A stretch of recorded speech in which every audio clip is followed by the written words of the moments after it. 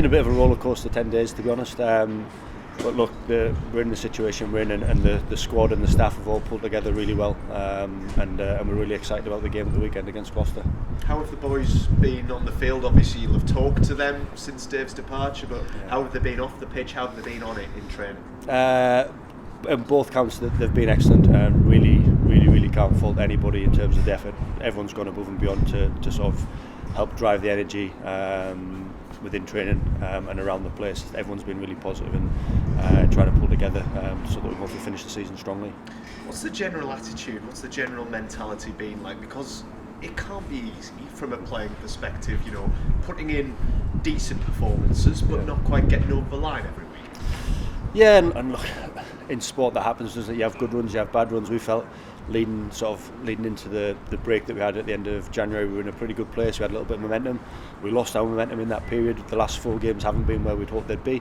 And yeah, it's up to us now as a group to sort of recalibrate and get back on the horse, so to speak, and start putting in the performances that we know we're capable of, and steadily trying to make them a little bit more consistent over time as well. And I guess it's a weird thing to say this, but I suppose Friday is a big opportunity to do that, not necessarily because of the opponents, but because it's Friday Night Lights, it's here at Kingston Park, back in front of the home fans.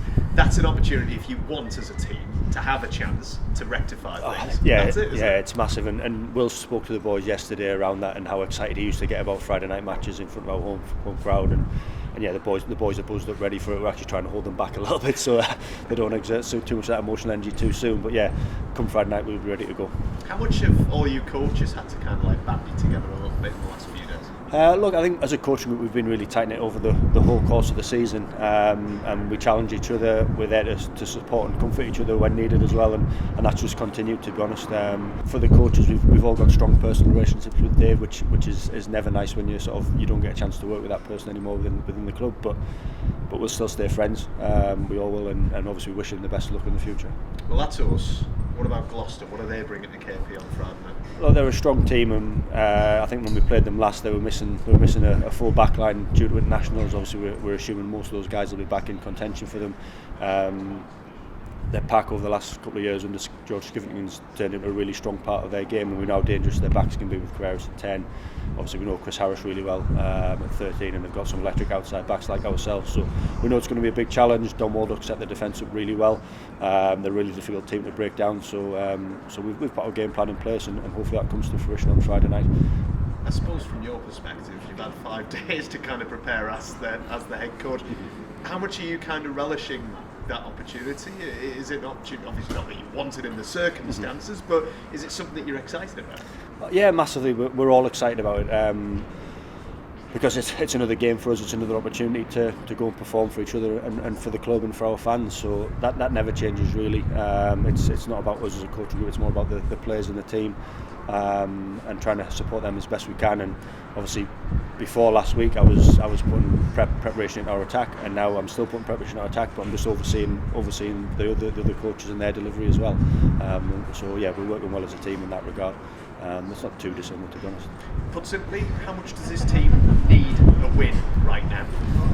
Look, a win right now, given the circumstances, would obviously boost our confidence a lot. But in sport, you can't get too carried away with wins, and you can't get too upset about the losses, because in another week's time there's another game to come. So we'll keep our feet on the ground regardless of what happens, and just take it 1 week at a time. What's the Mark Laycock stamp going to look like in terms of team style on Friday? Look, it's probably a bit too early to say. We've only had 2 training days together, and obviously we've been working really hard over the whole season to build a brand of rugby. We're not going to change that overnight. That's the reality of it.